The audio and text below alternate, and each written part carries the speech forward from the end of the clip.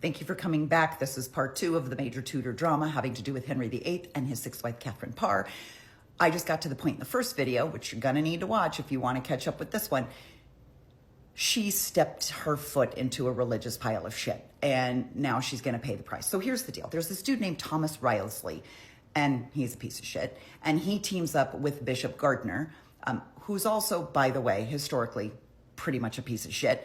And these two men are staunch Catholics, and they're like, no. We're going to bring down this Protestant queen. We're going to work on this. We're going to start spreading rumors that she's a heretic and that she is twisting the king's mind and that she's trying to bring all of her little Protestant buddies in and she's trying to flip England upside down. Now, in the meantime, Thomas Seymour comes back from the Netherlands and he's hanging around court, and Henry's like, you know what? This is too close for comfort. Even though he's married to Catherine Parr and they seem to have settled into a perfectly fine marriage, he doesn't want that guy anywhere nearby. He's young, he's handsome. Henry's like, I don't do competition. Thomas Seymour is assigned to be like an ambassador of England. He's sent off around the world to go do other stuff. Bye, for a second time. And poor Catherine's like, Jesus, I can't even like have lunch with the dude. Like I've said before, Catherine was extraordinarily intelligent and she had a lot of very deep thoughts. And at one point, Henry gives her permission to publish a book. And I have to read this because this title is fucking insane. Here we go. Here's the title. Prayers and Meditations wherein the mind is stirred patiently to suffer all afflictions here, to set as naught the vain prosperity of this world and always long for everlasting felicity, collected out of the holy works by the most virtuous and gracious Princess Catherine, Queen of England. Anyway, despite that ridiculous title, the book was widely acclaimed. Widely acclaimed. She became famous for helping women become educated. Her court became like a center of feminine learning, and it was very competitive to get into her court. Young women really, really wanted to be educated by this brilliant queen. Male scholars from around the world came to her seeking her advice. She was becoming quite renowned for her intellect. So it's only a matter of time before we got to take her out at the knees, right? The year is 1546, and those rumors keep surfacing. We think she might be a Protestant. We think she might be a Protestant. And now King Henry's sick for a while and he is bedridden. And so she's there next to him. She's pulled up a chair and she's spending time with him, right? And of course, Wriothesley and Bishop Gardiner are like, she's whispering Protestant secrets in his ear. Like they really honestly believe she is a snake in the household. And they keep chipping away at Henry to believe the same thing. And Henry's at this point where he's like, you know what? Now that you mention it, she does talk about religion a lot.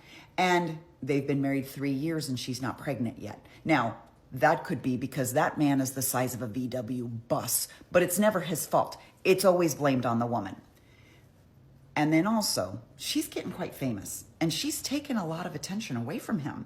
And I'm not sure his ego can handle that. Whatever the reason is, he decides to listen to these two fools and he's like, you know what? Maybe there's something there. I agree that you can investigate her. This is where the palace intrigue comes in. They write up a warrant, and the young man that's supposed to go deliver the warrant is going to take the warrant, and they're going to go to the Privy Council. They're going to get everything approved so that they can take her into custody and do an investigation, which this never goes well. Like ask a couple other queens how this went. Doesn't go well. She knows it. And so he ends up dropping the warrant. Someone else picks it up, someone who's loyal to Catherine. They get it to Catherine. Catherine reads it, and she's like, holy shit, they're coming for me. But then they manage to go put the warrant back exactly where that dumb fuck dropped it. So they have no idea Catherine's onto them.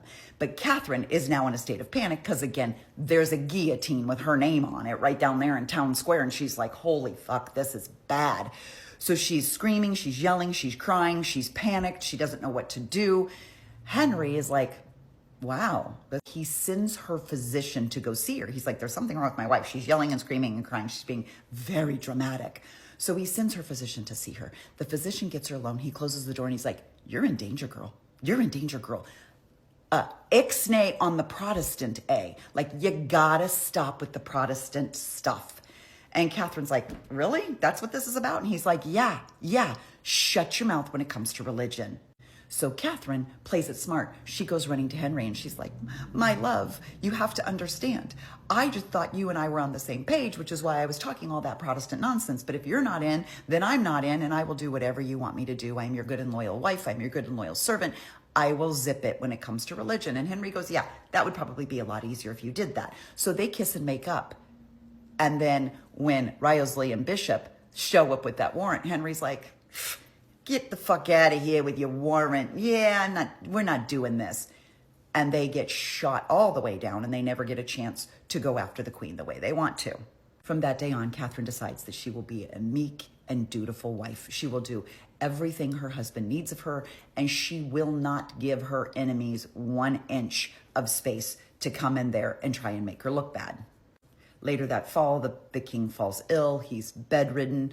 I think everybody sort of sees the writing on the walls. All the warring factions try to circle their wagons around Edward because he's about to be the king of England, and he's just a little boy. I think he's 9 at the time. And so they all start sort of like trying to get in his good graces. Meanwhile, Catherine does her duty. She stays with Henry until the very end. Now, December 30th, just as he knew he was dying, Henry amended his will to include his daughters Mary and Elizabeth into the line of succession. Now, no one knew that Edward would die at a very young age, and then Mary and Elizabeth, like that's a whole other story. The kids, the girls, everybody fighting over the throne. Less than a month after that, January 28th of 1547, Henry VIII dies, leaving Catherine Parr a widow for the 3rd time. And yes, in case you're wondering, shortly after Henry died, Catherine Parr marries Thomas Seymour. And then she gets pregnant for the first time. For the short term, they continue to be a prominent couple at court. She remains healthy stepmother, relationships with Henry's children. But sadly, after she gives birth to their daughter Mary about a week later, Catherine Parr dies. She was 36 years old.